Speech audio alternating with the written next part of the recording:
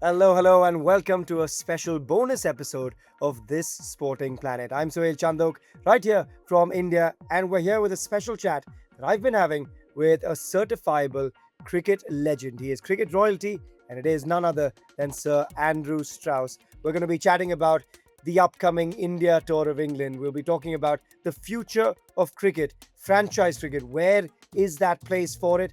And also, what does that mean for domestic cricket in England and around the world as well? But that's not all. He's got a certain interest now in a new sport that is growing massively around the world, and that, of course, is Padel tennis. We'll chat about that and a whole lot more as well. So, all you've got to do is make sure you're subscribed to us on your favorite podcast provider, and you can catch this bonus episode and our regular episodes as well coming your way. But for now, enjoy this conversation with Sir Andrew Strauss. It is an absolute pleasure and an honor to have cricketing royalty with us today on This Sporting Planet. Sir Andrew Strauss, welcome to this conversation. We're so glad to have you on board to chat about not just India's Tour of England, but your new venture as part of being the executive chair at TTB Sport as well. So, welcome to This Sporting Planet. Thank you, sir. I'm really excited about the conversation. Obviously, very excited about the series that's about to start as well. So, yeah, a lot to look forward to. Yeah, just your initial thoughts because you've been someone that's taken England to world number one. You got there by beating India. We all remember sitting here in Mumbai. It's not a memory I'm going to rejig, but I'll do it just for you here. We remember that whitewash of 4-0 way back, and from then on, things have changed a little bit. Mm. The approach to Bazball, India's series recently, which didn't quite go to plan. So therefore, with all of that at the backdrop, what's your thought heading into this massive series? Yeah, well, look, I mean, you're right. Traditionally, India have not travelled all that successfully to the UK. Often it depends on what sort of conditions we have. And if the ball is swinging, I think that's always been a challenge for the Indian batsmen who obviously don't face a lot of that sort of bowling at home. So, I think heading into those home series against India, we feel like we've have an advantage. Likewise, obviously, when we tour India, we feel like we're at a pretty significant disadvantage. But you're right. In recent times, I think India have travelled far more successfully, both here and Australia. And so, this one's a tough one to call, if I'm honest with you. I think there are question marks there around the England bowling to a certain degree. And of course, we know that India have got a fantastic bowling lineup in all conditions here. So I would probably have in England just slight favourites, but that in itself is saying a lot about this current India team and how many bases that they've got covered. So it should be a really fascinating series to watch unfold. Is it a bit strange for you to be saying India's pace attack and pace battery is lethal, given that 10 years ago it was almost the opposite? We always had, India being known for the spin quartet or the trios and the duos that would turn up.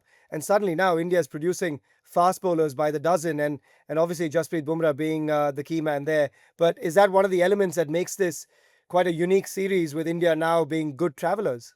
Yeah, I mean, you're absolutely right. Obviously, Indian cricket has changed beyond all recognition in the last 15 years. A lot of it to do with the IPL, not exclusively, but I think better structures in place, better talent ID, developing fast bowlers better.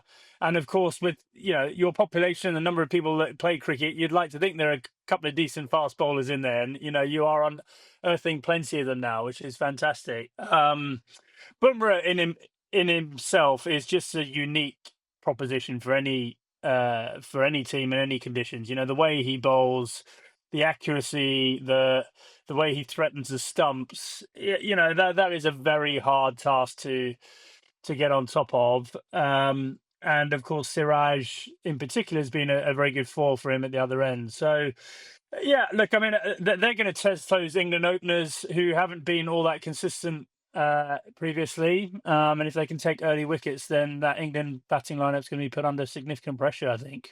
Yeah, it's going to be amazing to watch. And one of the things that we've been talking about here in India, I don't know yet. I'm in England in a couple of days' time, but I know the build up here to this series is as big as an India Pakistan game or an India Australia tour? Is it the same fervor that you're seeing there? Because, yes, historically, the Ashes will always be the Ashes, and India Pakistan will always be an India Pakistan match. But it seems like India, Australia, and England form the big three in many ways of world cricket. And this test series is right up there in terms of the interest, in terms of what we could expect out of it as well. Is it fair to say the interest levels are just as high?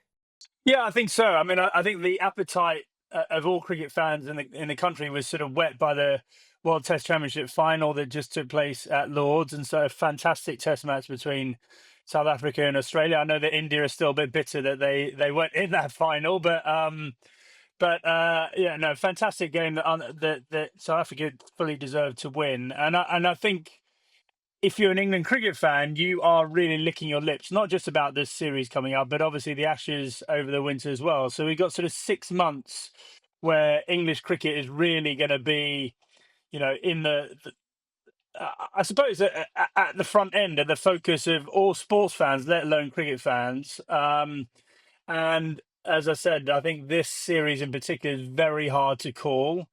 England have made so many steps forward under McCullum and Stokes, but they haven't.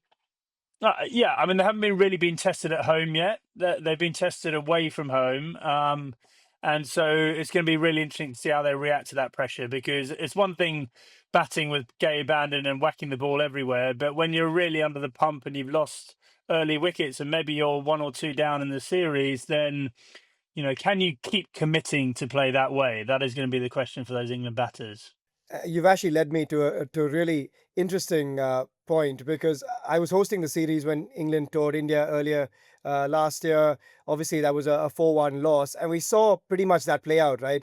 The aggression, Bazball, the all or nothing approach, and we saw at times while you saw massive individual scores, you then see the team fold like a pack of cards. And it's very different for us to see it versus the Andrew Strauss era, where you had yourself, Cookie, you had Trott, you had Kevin Peterson, you had someone like Matt Pryor with an average of 40 batting at 6 and 7, and there was an air of dependability around that English setup. What are your thoughts in terms of the approach, the all or nothing approach? Do you see it being one that works against a really good bowling unit? Well, I think the first thing to say is that Stokes and McCullum inherited a team that had won one out of its last 17 Test matches. So the other approach definitely wasn't working. We were lucky in my day that we had a lot of sort of high quality players who were very well established in the team. England, with the exception of probably Root and Stokes, didn't really have that when Stokes and McCullum took over.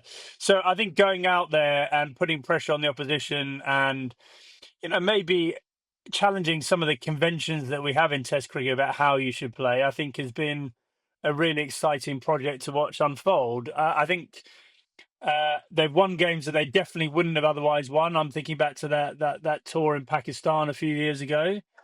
But they've also lost games that they shouldn't have lost based on sort of allowing the opposition back into the Test match. And that series against India was a really good example of us landing quite a few blows and getting ourselves into good positions in matches and then letting it slip. So, I think you can argue both ways as to which is the best way of playing. The truth is, Test cricket itself hasn't changed very much. You have to get probably somewhere around 600 runs in the Test match and take 20 wickets. It's the question of how you do that, and that is very much allied to where your strengths as a team are. So for some teams, it will be, well, our strengths is in our seam bowling. Some people will be our spin bowling. Some people will be about building very big first inning scores. Others will be about taking the game to the opposition. So, um, you know, England haven't been challenged at home previously under this new regime, really.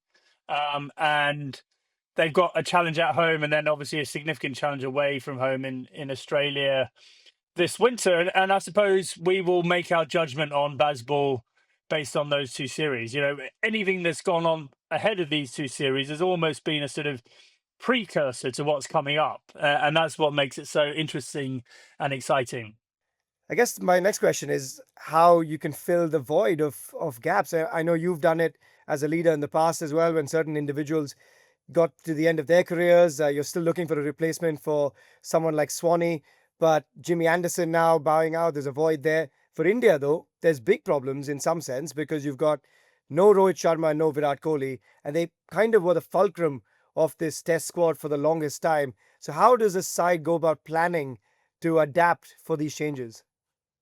Yeah, I mean that's a very good question. I think it can definitely work one of two ways. I mean, I look back to when Freddie Flintoff retired from the England cricket team that I was captaining, and we thought he was completely irreplaceable. You know, he was our talisman. Our impact bowler of the ball. He could play extraordinary innings with the bat, and he retired, and over the next 3 years, we were pretty much unbeatable and ended up as number one in the world. So it can happen. It can be a positive, but what it needs is for the younger players to take responsibility and kind of go, look, we've been living in the likes of Kohli's shadow for the last, however long decade or so. Now this is our opportunity to take the sort of front seat, so to speak, and be the talisman ourselves. And I'm thinking about the likes of Jay Swell, Gill himself, Raoul, maybe.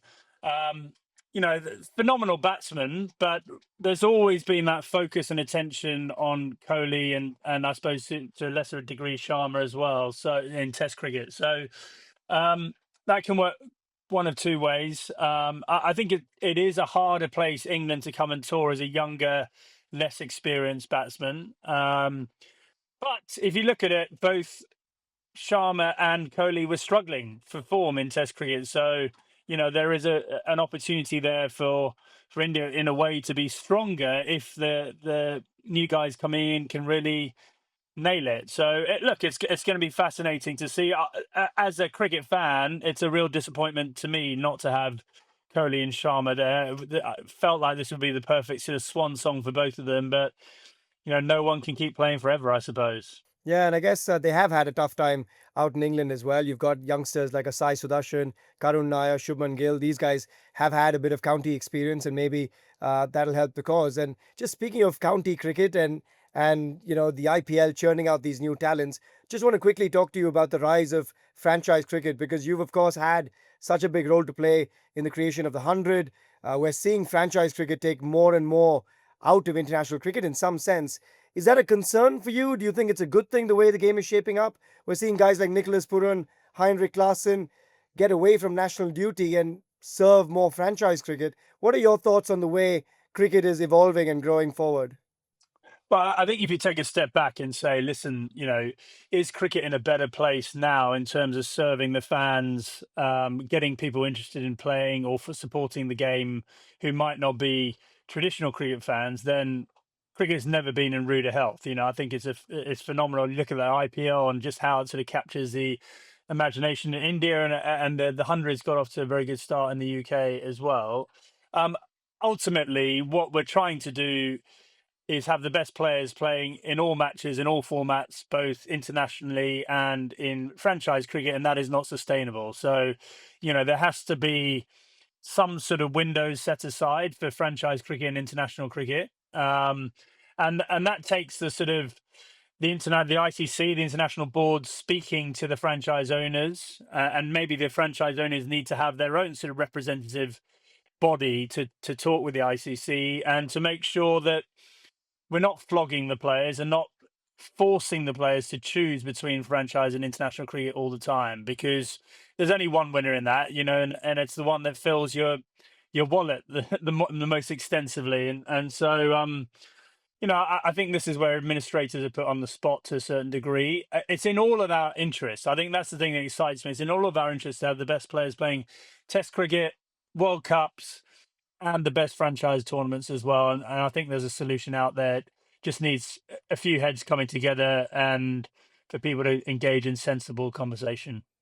Yeah, it's going to be interesting to see how it all plays out and whether, I guess, down the line we see the future of cricket in some sense the way football's gone, where you've got an international window, but you've got the dominant franchise base model or league model. Is that something that you start to see? Because it also creates, I guess, unique sets of fans, doesn't it? You've got certain fans, like a lot of us who are purists who love watching Test cricket, but as you said, you've got a lot of newer fans that want that shorter attention span to cater to them, which is your T20 or T10 cricket or the 100. Yeah, no, I think that's right. I think a club first model is probably inevitable. There's a little bit to be worked out in terms of how these different franchises contract players and drafts and auctions and all that sort of stuff. But I think you're sort of heading down that route, especially with a lot of the IPL teams having sort of satellite franchises in a lot of these other leagues. But I still think for the best players, they still want to play Test cricket, especially in the big series, and they want to play world events. They want to play World Cups as well. So I think it's manageable, but what is not manageable is an incoherent schedule. Uh, it is test matches that don't really count for anything. It is a World Test Championship that maybe doesn't have quite the context. It hasn't got the structure right in that format quite yet. But I like the concept of it. And so administrators need to earn their coin and start talking to each other and think strategically and medium term and long term, and not just think about control and that the franchises are a threat or anything like that. I think just take a step back from the emotion of it all and say, well, where do we want cricket to get to and how do we get it there? Yeah, it's going to be interesting to see how it plays out. But thank you for those thoughts as well. I'm just going to move away from the cricket whites to a new form of not quite willow but foam that you've been wielding in terms of padel. What drew you to padel tennis?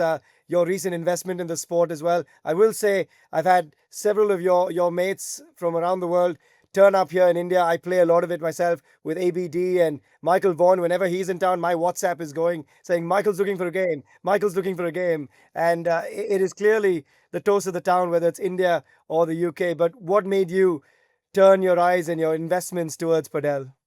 Yeah, well, firstly, I don't think you want to play with Vaughan and AB de Villiers because both. I think I can imagine AB de Villiers is exceptionally good, and He's a beast, yeah. yeah, and Vaughan, when he can get his sort of dodgy knees working, is not too bad either. But no, look, I think Padel is growing incredibly quickly in the UK. It's really captured the imagination. I think it's a very sort of democratic sport in the sense that you don't have to be that good to be able to go and have a good time. And a lot of people have played a little bit of tennis or squash in the past, and therefore they can pick up the game quite easily. And it's a really interesting thing, the number of ex sports people that just love the game, whether it's footballers, cricketers, golfers, Formula One drivers, etc., etc. So, at TTB Sport Capital, we're always looking about what's the future of the sport industry looking like and where are the growth assets, so to speak. And we feel like Padel's a good place for us to focus our time and attention. We launched the Alfred Dunhill Paddle Classic in the UK, which is a sort of I suppose a pro am celebrity tournament. So we've had the likes of Jimmy Anderson and Varney and Brian Habana and Michael McIntyre and all sorts of different celebs there, alongside the proper pro paddle players who are just extraordinary at what they do, and then a lot of really keen amateurs as well. And so that's working well for us. And we're really excited to see where we can take that tournament. Take it away from the UK and maybe bring it to Singapore or Hong Kong or India or the US at some point, because it's not just growing in the UK; it's growing globally as well. Yeah. Just have to ask you in terms of the leadership as well. Have you started to see yourself applying a lot of that cricket leadership into now promoting padel tennis and getting a lot of those thoughts in there? Because your experience can obviously do wonders to a sport that's still evolving itself.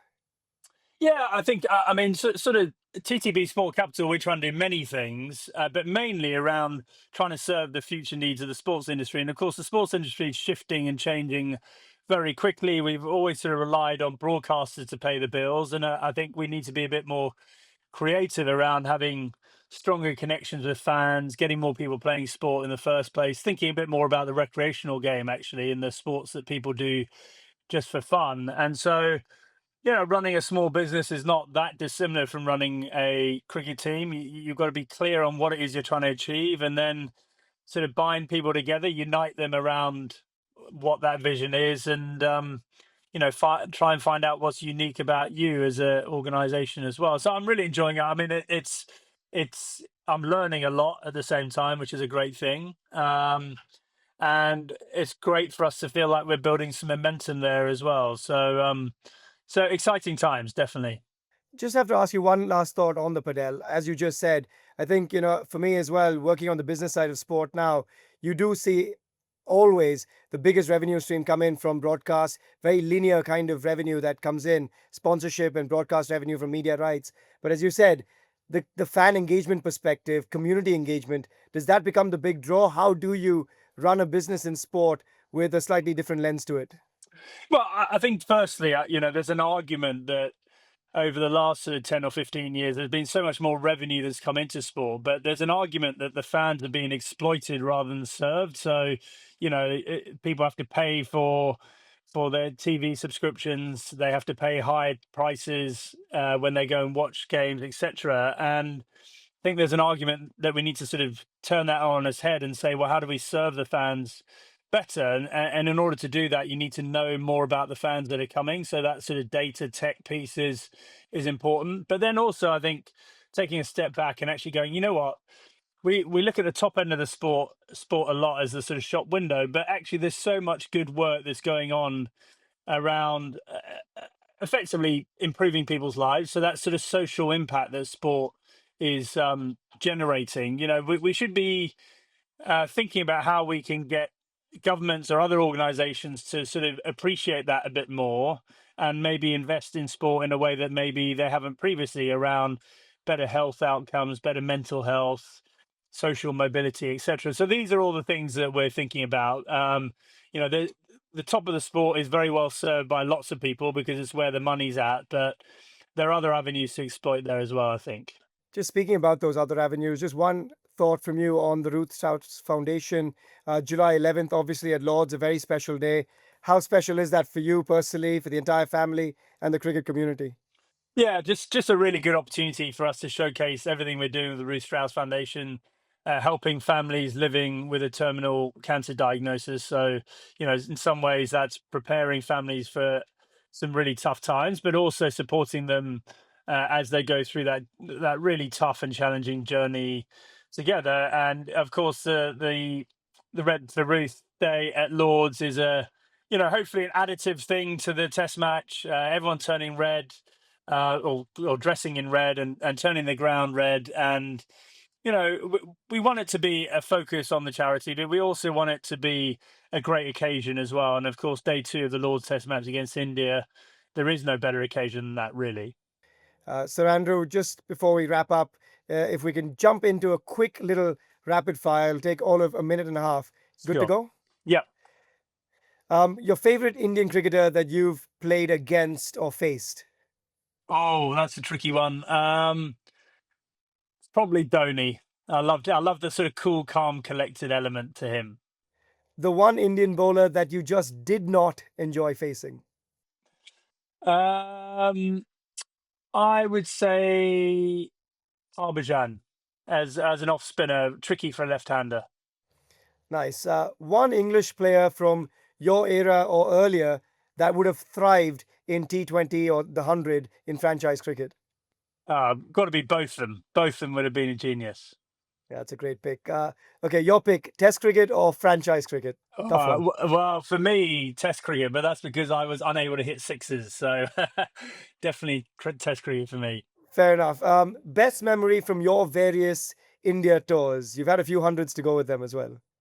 Well, I think for me, scoring 100 in each innings in the Chennai Test match just after the Mumbai bombings, you remember what a sort of emotive Test match that was, and Tendulkar getting his 100 to win India the game. But very special for me to get 100 in both innings in that Test match. As a Chennai boy, I'm happy you picked that one as well. Your best memory from that iconic 2005 Ashes series? Wow, there were so many. I would say I probably just winning at Edgbaston. That game we won by two runs. I think if we'd lost that, the series was over. So I think that was the moment that we started believing we could win that series.